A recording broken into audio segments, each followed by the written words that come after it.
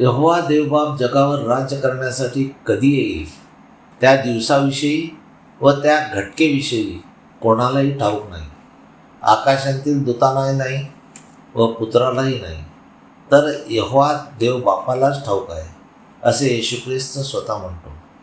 मत्ते अध्याय 28 ओवी 1-15. मग शब्बाताच्या शेवटी आठवड्याचा पहिला दिवस उजाडत असता मागदलिया मरिया, जिच्यातून येशूने 7 भूते काढली होती, ती व दुसरी मरिया ह्या येशूचे थडगे पाहण्यास आल्या. त्यावेळेला मोठा भूमिकंप झाला, कारण यहोवा देवाचा दूत आकाशातून खाली उतरून आला होता. मत्ते अध्याय 24 ओवी 7 आणि 36. ख्रिस्ताचे पुन्हा येणे कधी? कारण राष्ट्र राष्ट्रावर व राज्य राज्यावर उठेल आणि निरनिराळ्या ठिकाणी दुष्काळ व भूमिकंप होतील, पण त्या दिवसाविषयी व त्या घटकेविषयी कोणालाही ठाऊक नाही. आकाशातील दूतालाही नाही व पुत्रालाही नाही, तर यहोवा बापालाच ठाऊक आहे, असे येशू ख्रिस्त म्हणतो.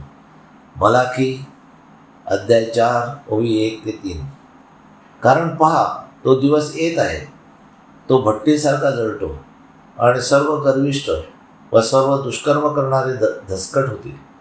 आणि जो दिवस येत आहे तो त्यांना असे जाळील की तो त्यांच्यासाठी मूळ किंवा फांदी राहू देणार नाही, असे सैन्याचा यहोवा म्हणतो. परंतु जे तुम्ही माझ्या नावाने भय धरता, त्या तुम्हासाठी न्यायपणाचा सूर्य उगवेल आणि त्याच्या पंखात निरोगी करण्याचा उपाय आहे. मग तुम्ही गोठणीतल्या वासरासारखे बाहेर पडून नाचत बागडाल. तुम्ही दुष्टास तुडवून टाकाल, कारण मी हे करेन. त्या दिवशी ते तुमच्या तळपायाखाली राख होतील, असे सैन्याचा यहोवा म्हणतो. यहोवा देव येण्याची वेळ जवळ आली आहे.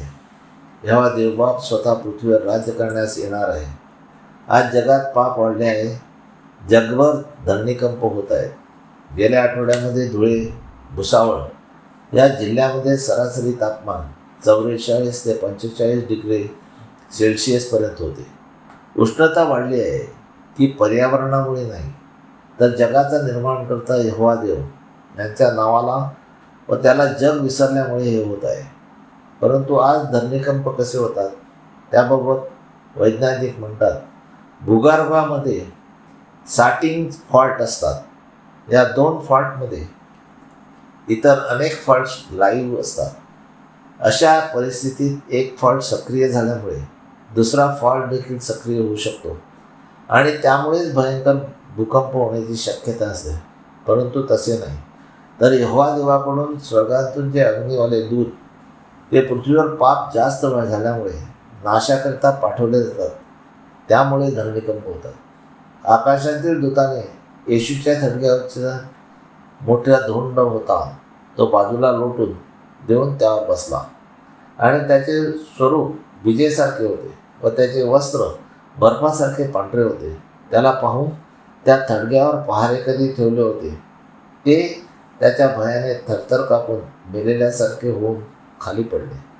मग दूताने त्या बायानं उत्तर देऊन म्हटले, तुम्ही भिवू नका, कारण मला ठाऊक आहे की वधस्तंभी दिलेला येशू याचा शोध तुम्ही करीत आहात.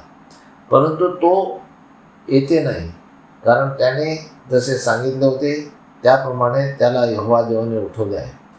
प्रेषितांचे कृत्ये अध्याय 2 ओवी 32. या येशूला यहोवा देवाने उठवले आहे, याविषयी आम्ही सर्व साक्षी आहोत. मग दूताने म्हटले, या, तुम्ही प्रभूचा ध्येय ठेवला होता ती ही जागा पहा आणि जाऊन त्याच्या शिष्यांना सांगा की तो मेलेल्यातून उठला आहे आणि पहा, तो तुमच्या आधी गलिलायात जात आहे. तेथे तो तुम्हाला दिसेल. पहा, मी तुम्हाला सांगितले आहे. तेव्हा त्या स्त्रिया भीतीने व फार आनंदाने थडग्यापासून निघून त्याच्या शिष्यांना वर्तमान सांगायला धावत गेल्या.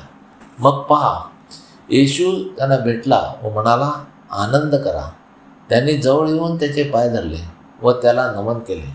मेलेल्यानंतर येशू शरीरासह उठल्यामुळे व ही जगातील पहिलीच घटना असल्यामुळे येशू त्यांना म्हणाला, भिवू नका.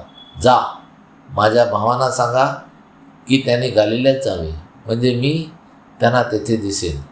आणि त्या जात असता पहा, येशूचे प्रेत कोणी काढून नेऊ नये म्हणून जे पहारेकरी ठेवले होते त्यांच्यातील कित्येक नगरात आले व ज्या गोष्टी घडल्या होत्या त्या सर्व मुख्य याजकांना सांगितल्या.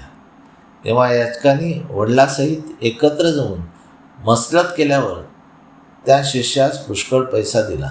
ते म्हणाले, तुम्ही असे बोला की आम्ही झोपी गेलो होतो असता त्यांच्या शिष्याने रात्री येऊन त्याला चोरून नेले आणि जर हे सुभेदाराच्या कानी पडले तर आम्ही त्याला समजावून तुमची काळजी काढून टाकू. मग त्याने पैसा घेतला आणि जसे त्यांना शिकवले होते तसे त्यांनी केले. आणि ही गोष्ट यहुदी लोकांमध्ये आजपर्यंत चालू आहे. म्हणून येशू ख्रिस्त येणार आहे असे यहुदी लोक आजही मानतात.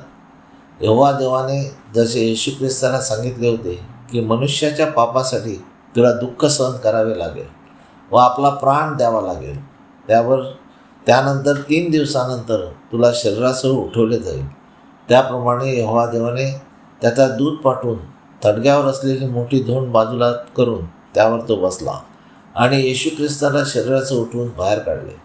व त्या येशूने मरियेला व मरिया मगदलेनाला थडग्याच्या बाहेर शरीरासह दर्शन दिले व त्याच्या पाया पडल्या. येशू ख्रिस्त उठला नाही तर त्याला यहोवा देवाने दिलेल्या आज्ञा त्याने तंतोतंत पाळल्यामुळे यहोवा देवाने आपला दूत पाठवून त्याला शरीरासह जिवंत केले व तो आजपर्यंत जिवंत आहे. आपण सुद्धा यहोवा देवाने दिलेल्या आज्ञा व नियम पाळून एकाच यहोवा देवाला भजूया.